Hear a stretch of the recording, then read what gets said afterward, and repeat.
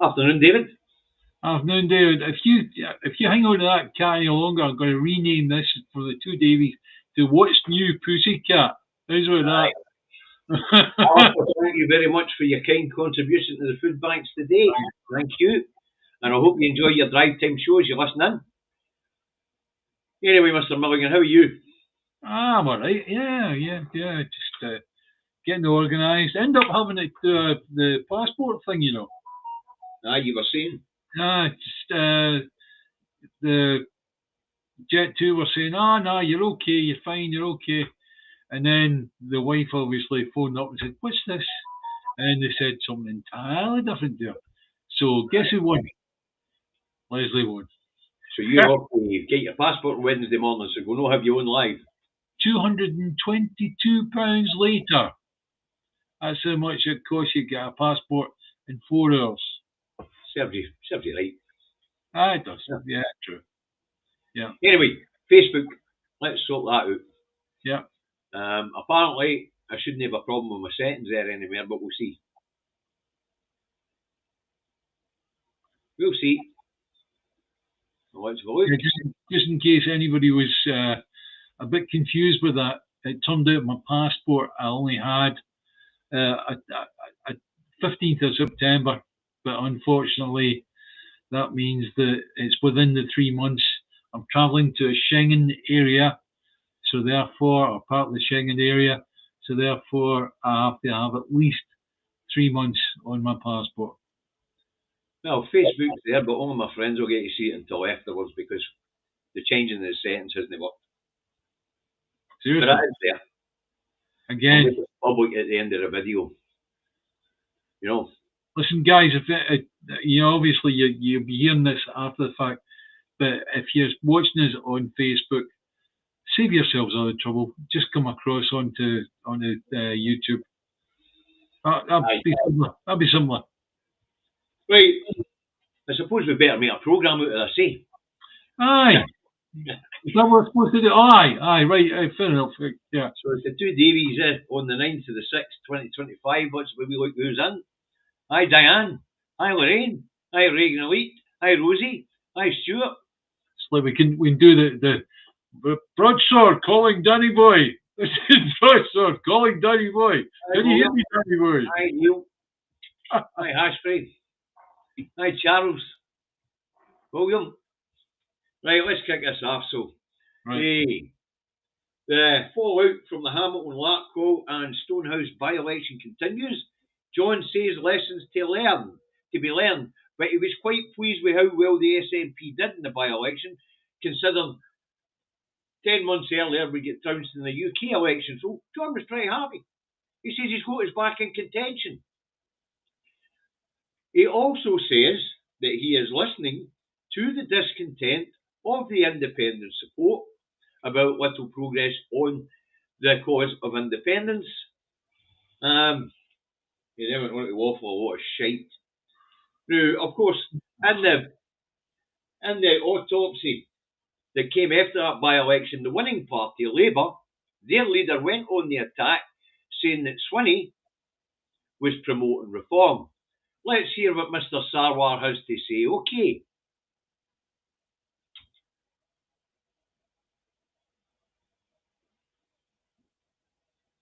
I'm going to stop the privatisation of our NHS. What I mean by that is people having to go private for their procedures rather than getting on the NHS.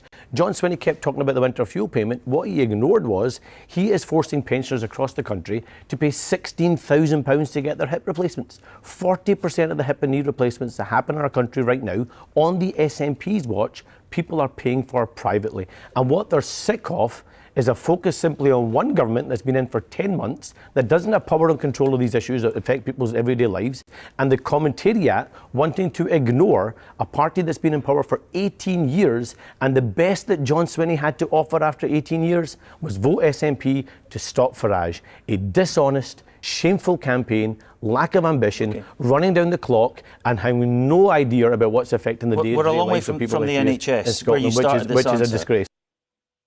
So, there you go. From Annis's point of view, if you read the written report that went with it, David, that's fucking good. get to early later. But according to Annas, John promoted reform. And he did. Actively To proposed. be honest with you, looking at it with hindsight, dispassionately looking at it with hindsight, he did promote reform. Thank you very much, Peter. He couldn't have done any better if he had taken out a full page advert in every single one of the newspapers. He couldn't have done any better if he'd got a film crew in to actually do advertisement for all the channels that have got advertisements on, right? Seriously, he promoted Reform UK as much as you possibly could get. And what he did was, at the end of it, when he was discussing about, it's now a 2-horse race, what he did was he promoted, and I mean doubly promoted, Reform UK into being the runner-up. Right, well, we'll see what John had to say. By the way, I think Annas is correct here. John did promote them. But instead of having his independence convention, he had an anti-right wing convention. That's right. So let's hear what John had to say in reply to Annas's accusation, shall we?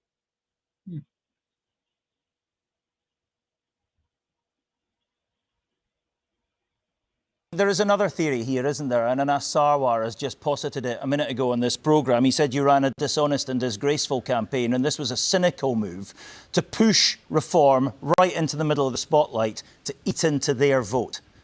Long before the by-election took place, I was gathering together Scottish society to stand up to far-right thinking and influence in our society. And Anas Sarwar was a willing participant and partner in that endeavour. That was months ago.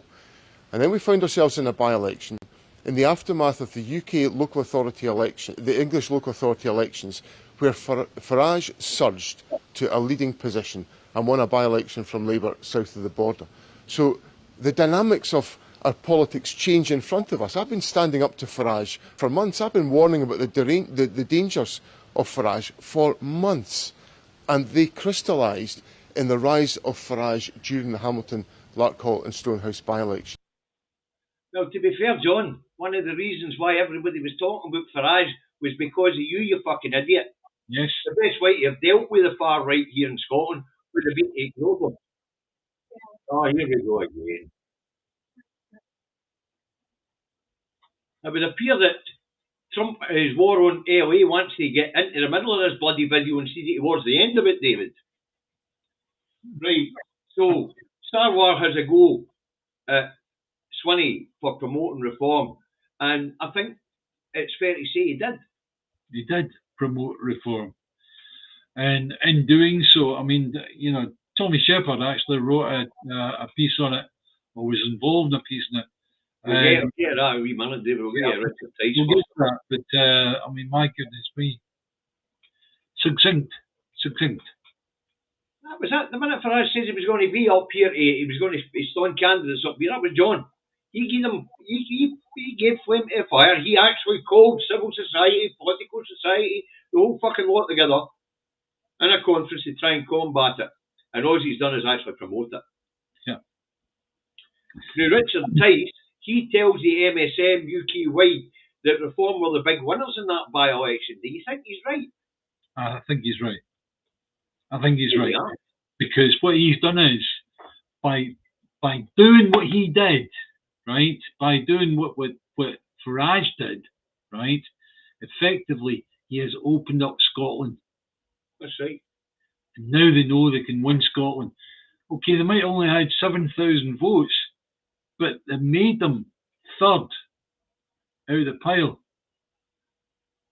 It could have gone anywhere from there. You're only talking like 1,500 votes, won it? Well, right? Between the three parties, there wasn't much. Between the SNP and the winners was 690 votes. Between the winners and a Reform, there was only 750 votes. Yeah. I mean, it was a three-horse race. Now, let's get to what you're saying about Tommy Shepherd. Now, in the National today, you've got Kenny McCaskill, you've got Leslie Ridder, you've got John Guy Fay, the think tanks, McAlpine. and you've got Tommy Shepherd all critiquing John's strategy in that by-election. Yeah. So what John should have been doing, of course, was promoting social policy, independence, and that's it. That's all he should have been promoting. Yeah. What John has learned is if you take independence off the table, his vote's not getting out. One of the old stalwarts of being a commentator was Jerry Hassan. And he said, well, you know, people go on about him. He should have mentioned independence more. As far as I'm concerned, he mentioned it enough times. No, he didn't. He didn't put across the fact that SNP's main raison d'etre is independence. Everything else comes back as number two to that. That's number one. So, as far as Jerry Hassan saying that, that's bloody stupid. Excuse me, Jerry. There have been calls for John to resign. He just shrugged them off. Yeah. You know. John will put up word plaster every time something like this happens. Oh, well, it was because of... That's what he does. That's what he does. John needs ousting from that position. He comes across a really, really nice guy, but to be honest with you, it's game over as far as I'm concerned.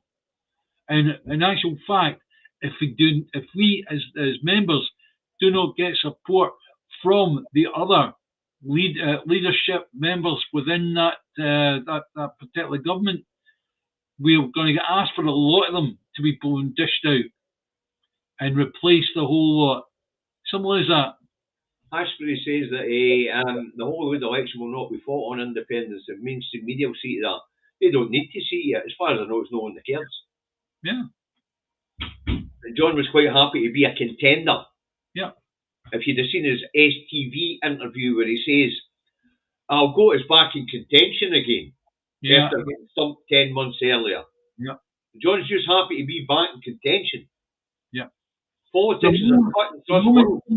The moment he takes away the SNP from being a party of independence, immediately the SNP just become an also-ran. That's right, and that's what's happened. They have become an also-ran. And if you doesn't have independence in the forefront in the Holyrood election, then we'll get beat. Yeah. Simple as that. Yeah. Because John Curtis's theory that it would split the unionist vote and let the SNP through the middle, didn't he? Materialise. Yeah. And the Hamilton, Larkhaw and Stonehouse is a wee bit different. It's a very strong orange area. Pro-union area. Well, if it didn't work here, where's to say it's going to work the rest of the place? I mean, so far everybody's been taking this as a shooty in this next election. And maybe with John Curtis to thank for that. The one comment I had this morning was that John Swinney's won 7 elections. Can you try and explain that to us, David? He's won 7 by-elections since he came into office. Right, okay.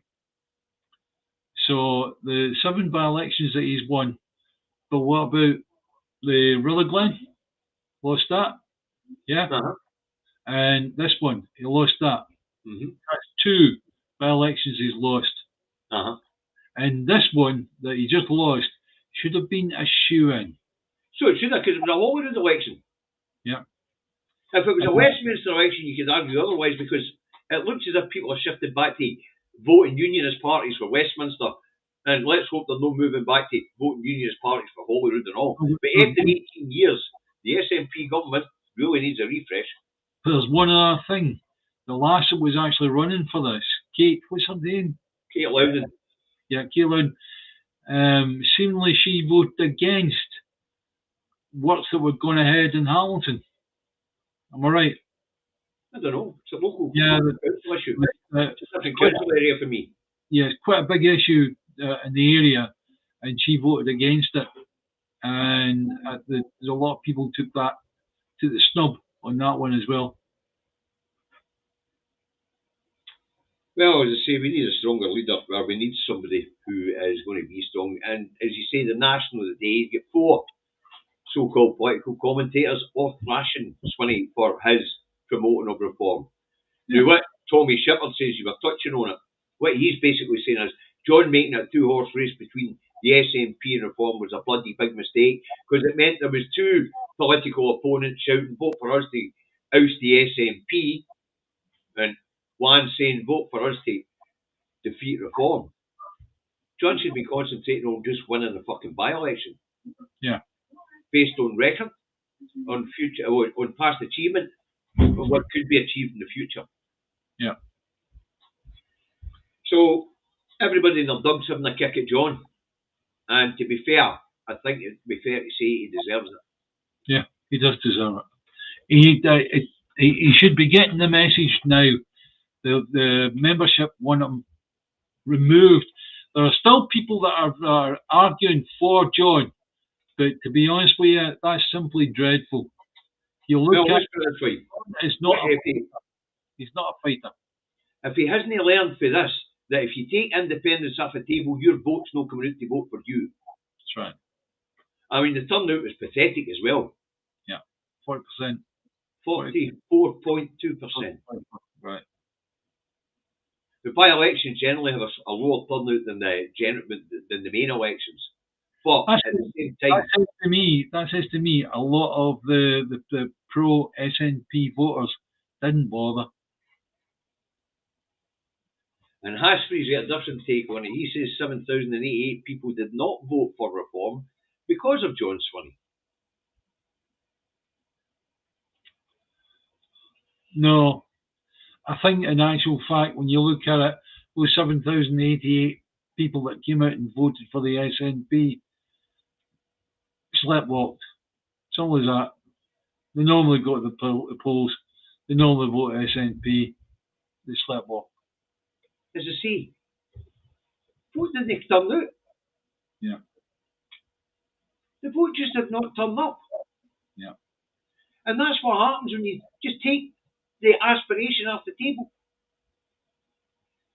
Right, anyway. The SNP released support to say that if Westminster... Stumble says John Swinney has not taken independence off the table. How would he get that idea, David? I don't know. He's obviously seen different news outlets to you and I.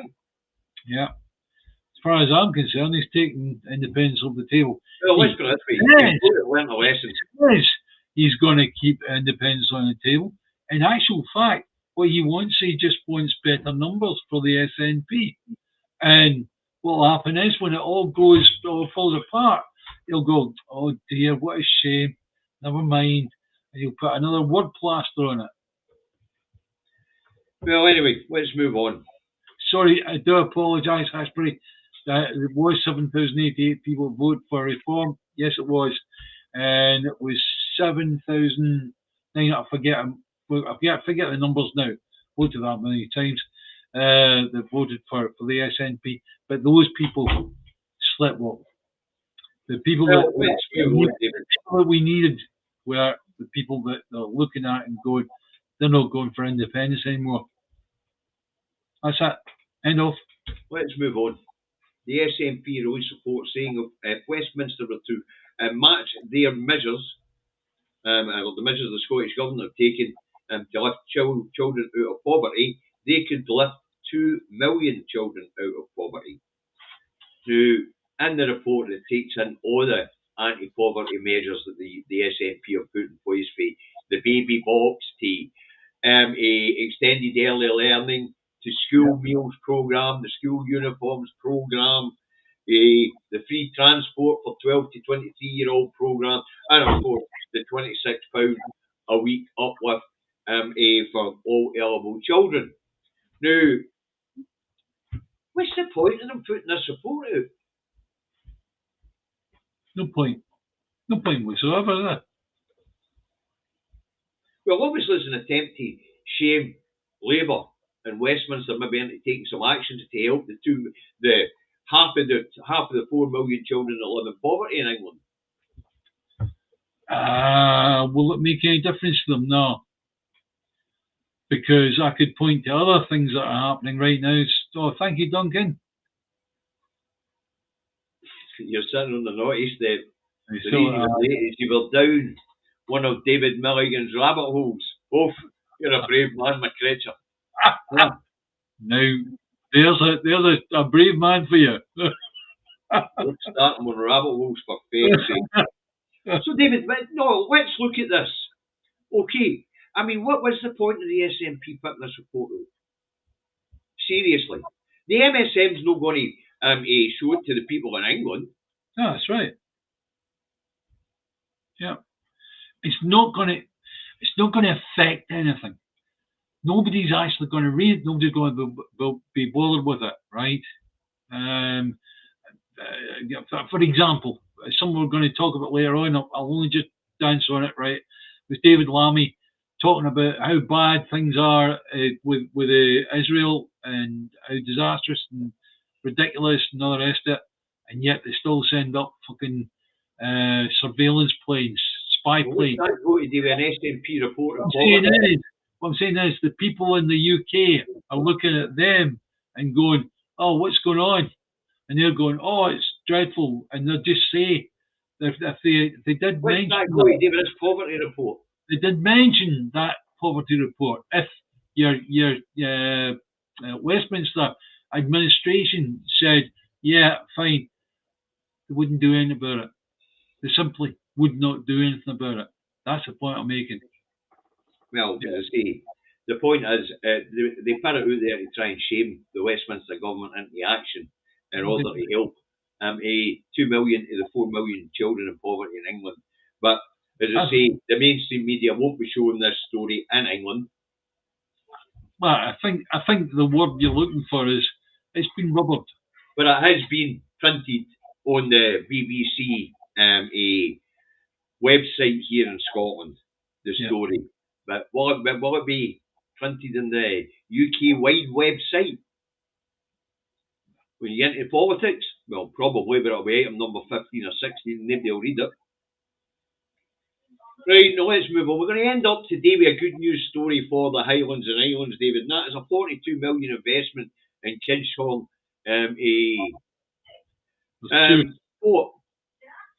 42 million investment, 24 million it's coming for the public purse, apparently. Yeah. Now the idea is to increase the size of the dry dock there. Because it's got a quarry on site, it's supposed to be the ideal place to build footings for offshore wind turbines, floating footings, concrete footings for offshore wind turbines, and of course it was initially there, that port for building oil rigs, and now they expect to use it again for decommissioning oil rigs. So apparently this will create 86 jobs in the construction stage, hopefully leading to 1,500 jobs in the future, provided the wind turbine work goes ahead. What do you think? Yeah, very good, wonderful, right? Another little tiny piece of good news is a Glasgow engineering firm lands a deal with Transport for London, creating 40 jobs. Gibson's Engineering has agreed to a new contract with CM, stripping back and overhauling 23 long vehicle wagons at its new engineering facility at St Rollock's Rail Depot in Springburn. So there you go. Worth about 20 million. Yeah. So a couple of good news stories in, but they're all on the business side of Scotland and not on the political side of Scotland. Ah, well. Yeah. Right, Rachel Reeves has put some meat on the bones, David, about the winter fuel payment. Apparently, 75% of those who lost the winter fuel payment are about to get it back again. So about 9 million people will get the winter fuel payment again in England and Wales, apparently, according to the story. I'm sure Scotland must be there somewhere. Well, we would be entitled to it under the Barnett formula, surely, you know. Aye. But nowadays, you don't know. Nowadays, we're not sure. Well, anyway, what she's announced is that pensioners with an income of less than £35,000 a year will get this help in the winter. Yeah. Now, I don't imagine that many pensioners have got more than 35,000 a year, as the state pension's less than 12. You know. Yeah. Well, it's been described as the biggest U-turn as Chancellor by Reeves. I haven't seen any U-turns yet apart from this. Simple as that. Well, you know, now what they're saying is the U-turn on this, or a return on the winter fuel payment, 75% of those that lost it.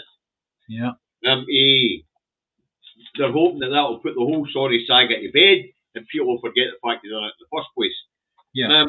And it will improve Starmer and Reeves' ratings. What do you reckon? Yeah, well. Or do you think the damage is done, David? The damage is done. Of course it is. Damage is done. Yeah. Had Starmer wanted to say, right, sorry guys, we made a real mistake in this. We didn't realise so many people were going to hit by it. He should have put it back, brick by brick by brick, exactly as it was beforehand. Because they've decided to make it, it's India that's got over £35,000 or whatever, right? No, the damage is done. Let me address this one, David. One of the headlines this morning on my show was the Daily Record that was on about somebody who had to deal with something called baby rain. I've not gone blind, and apparently it's not a children's programme. Okay, fair enough. I don't watch the TV, so I'll remember that. Freedom for Scotland. I remember it's not a children's programme. Okay. Right. Well, I'm likely to talk about it again, but hey ho. Are you starting to promote porn in your programme? Is that what it is? I don't know what baby reindeer is, David. I don't watch television. You know that yourself. So that's the meat on the bones to the U-turn of the winter fuel payment. Let's move on. 2 days out from the Westminster spending review, Rachel Reeves announces that £86 billion will be spent on science and technology and innovation in this Parliament. Yes. And she says it will be given to the regions. In England and Wales and Northern Ireland. No mention of Scotland. So what's happening here? Well, each of the regions, she reckons, have got their technological specialties. So she's going to give 500 million each of the regions for them to invest in those particular specialities. Like, for example, Liverpool, 500 million, because they're big on biotech and pharmaceuticals. Well, that's up. Thanks, Stephen. Thanks very much, my friend. Every little helps. Also, Wales will be getting money to produce computer chips. How much? For mobile phones and electric cars. How much? 500 million. It's the same. Just so. Per year, aye. She's not even done any rough calculation. It's just you're getting 500 million. You're getting 500 million. Aye, per year on for the life of this Parliament. Yeah, right. Right, Northern Ireland's getting money to invest in weapons. Scotland's getting. Yeah, how much just Northern Ireland getting? 500 million. So we're talking about Wales, which is smaller than Scotland. We're talking about Northern Ireland, it's smaller than Scotland. We're talking about England, that by the time you put Scotland together with the water round about it, is smaller than Scotland. And yet we aren't getting anything. No mention of it. It's utterly incredible. It really is, honestly. Speak up a bit, David, please. It's utterly incredible. It really is. Aye, it is incredible.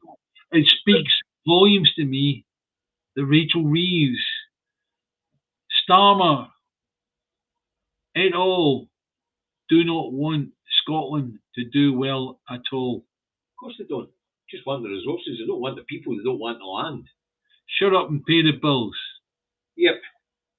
But as I say, it's fascinating because she was seen across the UK and then didn't mention Scotland in the UK at all. Right. Yes. Which sort of goes along with what the Oxford professor was. What was his name again? Devine or something? Donnelly. Well, anyway, he was saying Scotland's already independent. Yeah. Yes. It's Professor Donnelly. Sure is. Now, on the promoting So, spending review, we know how much science and technology is getting before the spending review hits the table on Wednesday morning.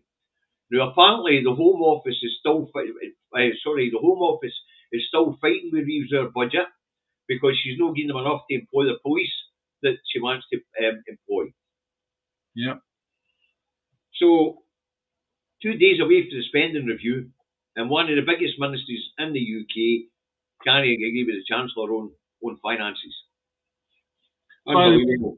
Certainly, just in the sense of always being accurate in what we're saying, what we're trying to be accurate, right? The chap you're looking for is Professor Danny Dorling. Dorling, is it? University of Oxford. Told National that the divergence is particularly evident in social policies such as the Scottish Child Payment, etc., etc., etc. Basically, we were left leaning and they went to the right. Yeah. Which brings us on to the next subject, David. Laurie, thanks very much. You're a star. Brings us on to the next subject, and that is the BBC are caught with their knickers down. Trying to win our reform voters to BBC. Yes. Well, if you figure out the TV organisation that put Farage up in front of cameras, up in front of the UK public more than anybody else was the BBC.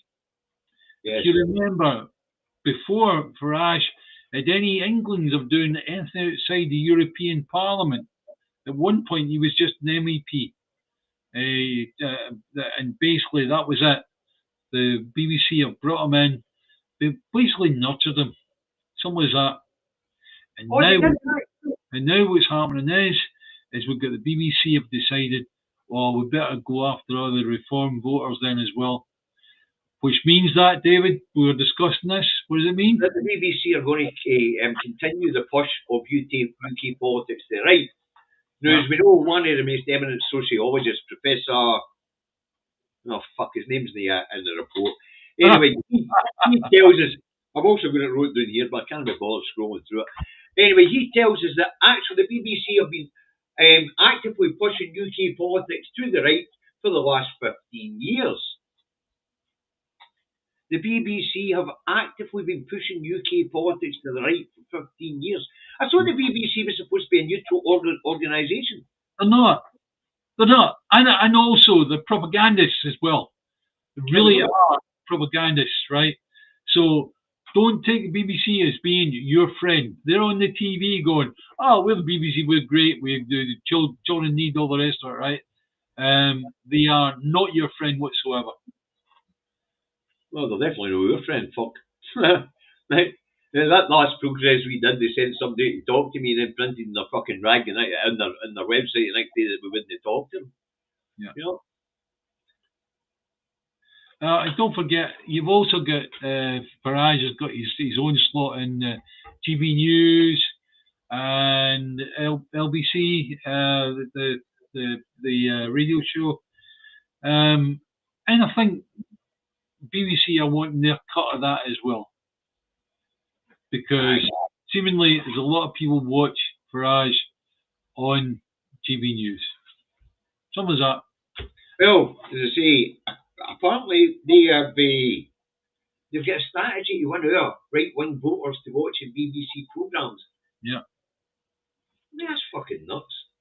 Well, come 2029, David, it's like when Reform, they're no longer called Reform UK, by the way. They're no longer Reform UK Limited. They're just Reform Limited, right? That happened at the weekend. Don't know if you're aware of that, right? Nope. We're gonna see them. Well, the brown shirts on. They're giving it yeehaw. And I tell you what, see if Scotland's still part of the United Kingdom, we're fucking in for it. Oh, but it's looking like we will be anyway, so. Sorry about that, guys. We're fucking in for it. And it's like, at that point, we'll up and fight.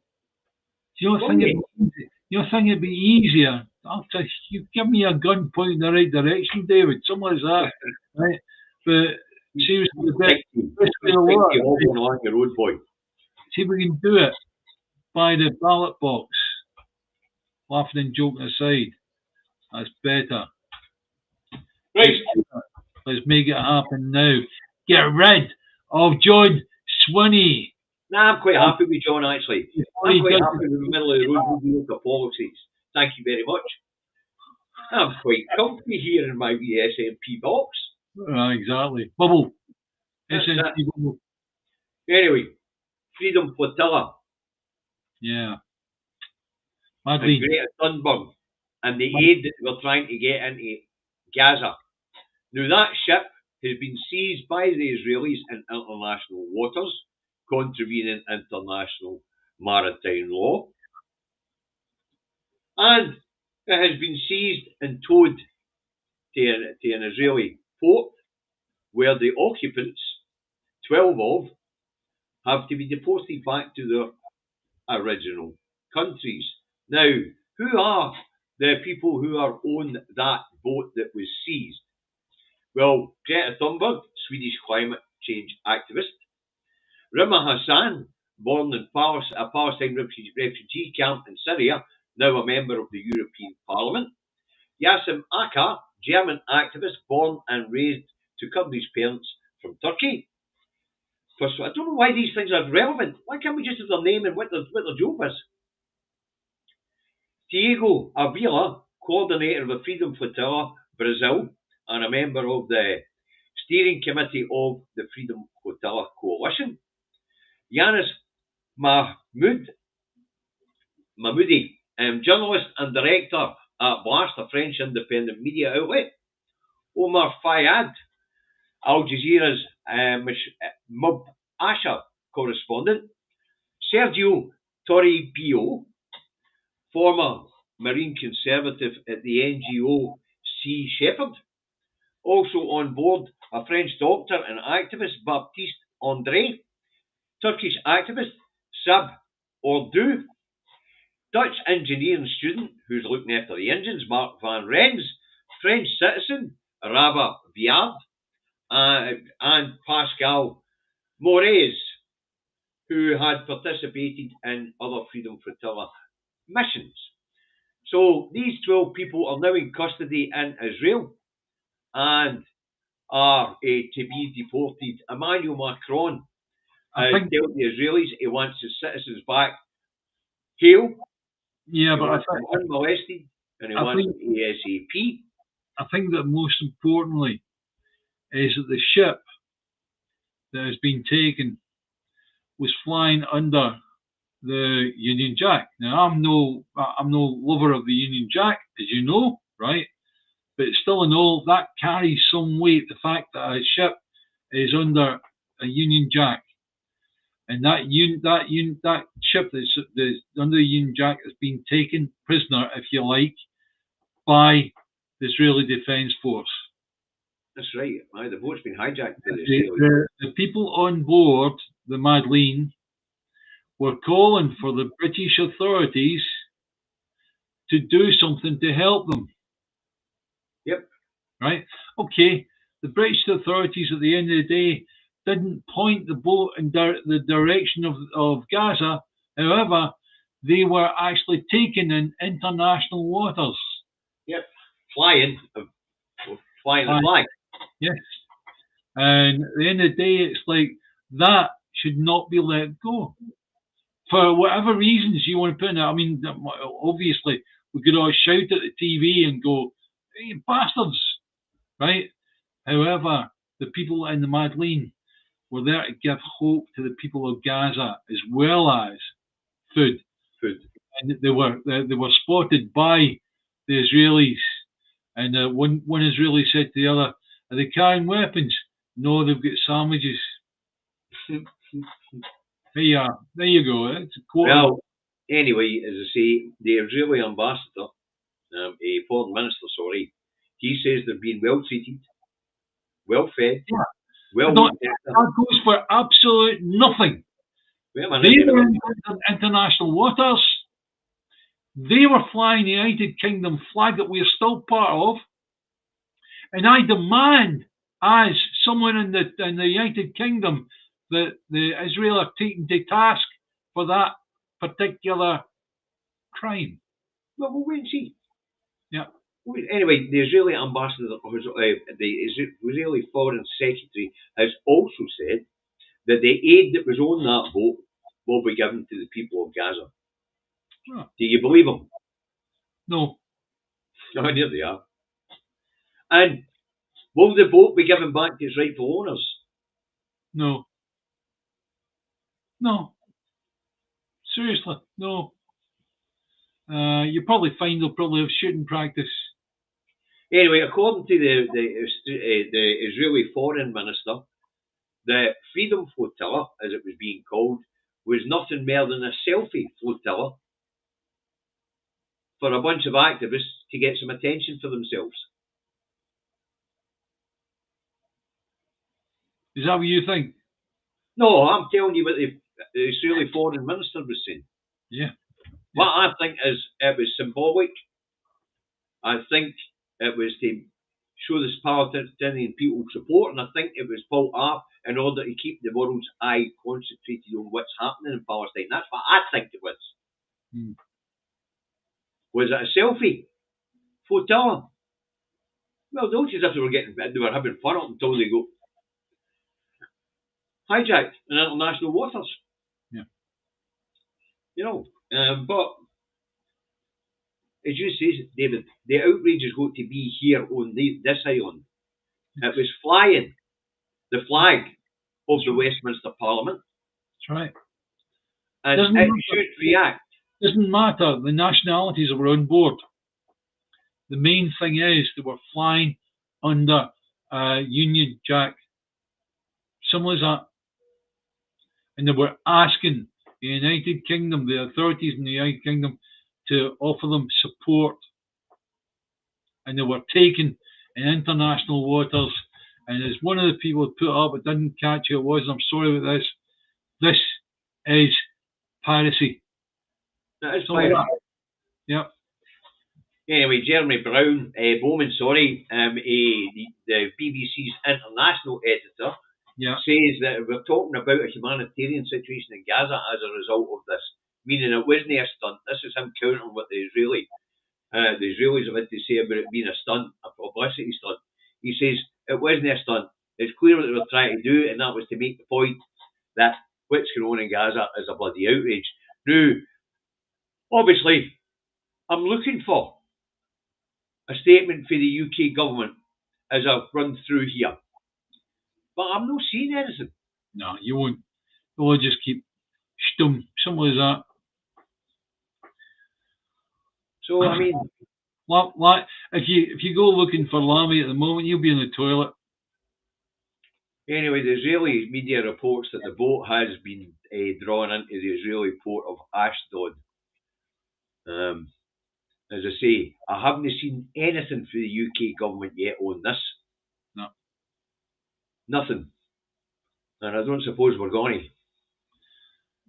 Well, going on from that, what about the vehicles that have been handed over to the British authorities, the UK authorities? Oh, the Sandcats? Yes. Explain that one, David.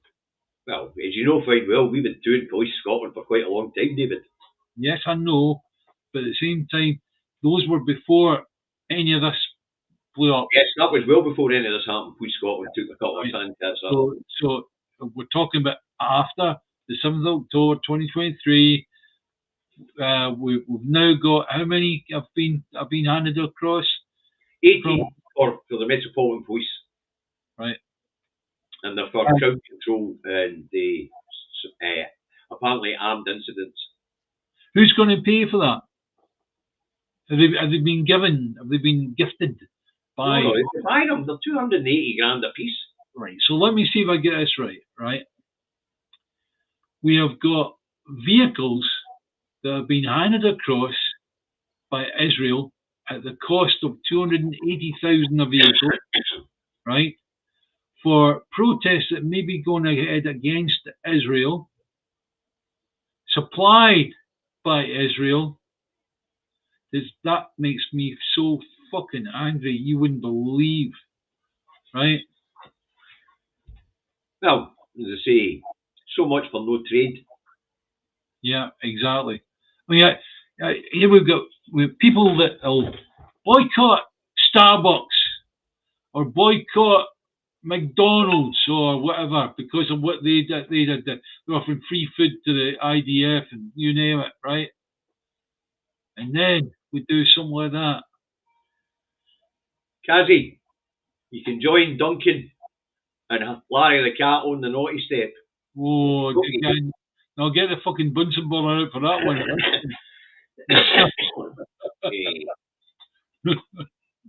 But aye, nothing for the UK government, and they're still flying the bloody missions out of the top of Israel as well. You know, that shite faced Lammy and Stammer in the Commons, it was just clickbait. Yeah. It was to try and appease the public. I mean, like, you know, I've actually got where one of the spy planes was setting off in a mission as Lammy was, shortly after Lammy had said, that's it. Trade deal, the new trade deal we put together, it's gone. Okay, what they'll do is they'll stick with the old trade deal. So Lammy wasn't really sticking his neck out there, was he? Bunch of fucking liars. Bunch of fucking misfits. We don't need to be part of this, guys. We don't need to be part of the United Kingdom. We can kick them in the nuts and say bye-bye. No, you can't. Yeah, you can. You and I have been strong advocates of having to do this via the ballot box, David. Go for the ballot box. Yeah, but it can be done. If you're talking about civil war, you can't win. No, I'm not talking about civil war. I'm talking about doing it via the ballot box, but we have to be prepared to break the rules set in place by the Supreme Court. There's nothing to do with us. It was Blair's blooming courtroom. Simple as that. And Solana the cat, you don't need to worry about waiting times to get your buns sorted out for the naughty step. NHS Scotland's on the balsa.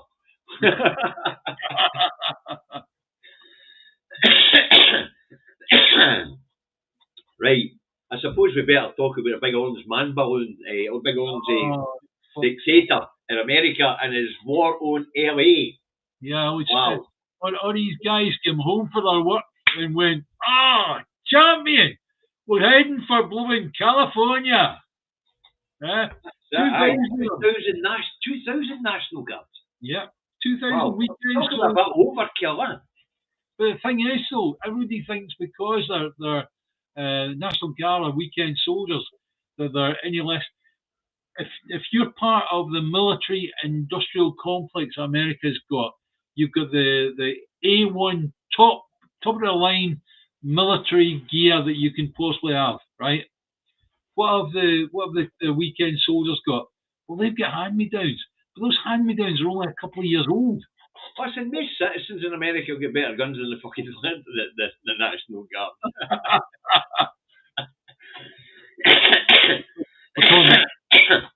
Heavy weaponry. Anyway, the governor of California is suing Trump for his carry-on by sending in the National Guard. And LA protests died down overnight as mayor tells demonstrators don't engage in chaos. Yeah. Now, what's it all about, folks? Well, rightfully so. The people of California told ICE, don't come here and try and lift our fucking citizens. Yeah. ICE came and tried to lift their citizens. So they come up against a hard wall of citizens of California.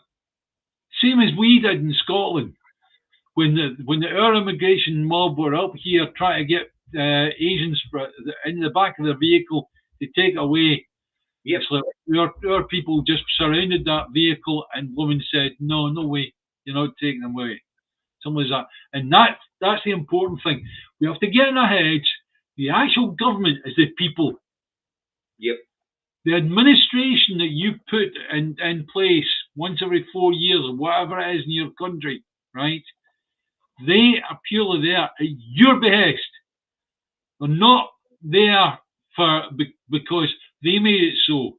They're there at your behest, and you've got to realise that's the way it is, guys.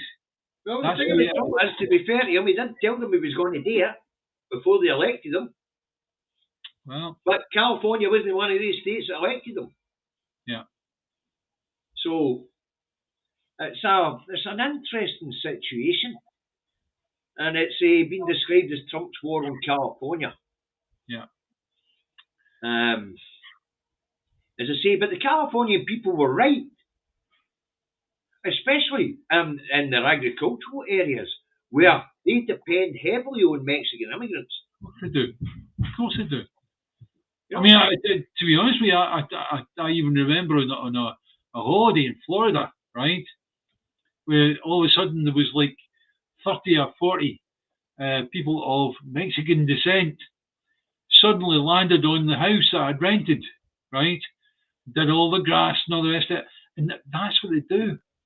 That's what they do. They go and they fix things and repair things and take up vegetables and fruit and all the rest of it. My goodness me, America would be stuffed. Why don't they get everybody out of the blooming the American NASDAQ? Get out of NASDAQ and say, right, you're going to be picking oranges for the next wee while. Yeah, happen there. One of the cat's quite right. It's part of the master plan, sending the troops in the blue states and having an excuse to declare national emergency, and that's what Trump's trying to do. Yeah. He is trying to declare a national emergency. That will him to impose martial law. Yeah. You know, but Trump is deliberately goading blue states. That's true. He's pissing off the red states, but he's goading the blue states. Yeah. You know. But I think the people in the MAGA states, let's call them, make America great again, they must be looking at us and going, this is not good. Well, as I say, the governor of California, I'll get his name for you now.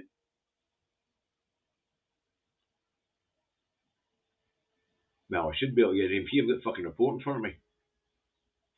Trump deployed the National Guard to Los Angeles to curb unrest over immigration raids. California Governor Gavin Newsom now says he's suing the Trump administration over the move. Trump repeatedly criticised Newsom and other Californian officials' handling of the protests about the ICE coming in and trying to lift people out of their communities. As I say, but David, I think they're right, and I think Trump's going to lose this one. I really do. Is it possible he could lose California? Is it possible that California, because don't forget, it's the same as we are, it's part of a union, right? Right. And at the end of the day, it's like California have already had an independence set up. There are yesers across there in terms of creating independence for California. Because Gavin Newsom, you're right, and I should have known that because I've been watching the fucking thing all night. And Mr. E, government is there to serve the people. What's your idea? The people are not there to serve the government. Idea. Well, in this case, it's the state, not the government, by hell. But only in an ideal world, not in the reality we find ourselves in. No, it's not the reality we find ourselves in. Thank you, Mr. E. And if you ever look at Labour policy, actually, how they've been hammering anybody that's not contributing to the state, the disabled, the young, the students, the pensioners, what they call the non-productive. That puts a lie to the idea that the state serves the people and not the people serving the state. Because in this case, the Labour government only want to service the people who contribute. They don't want to service the people who can't contribute.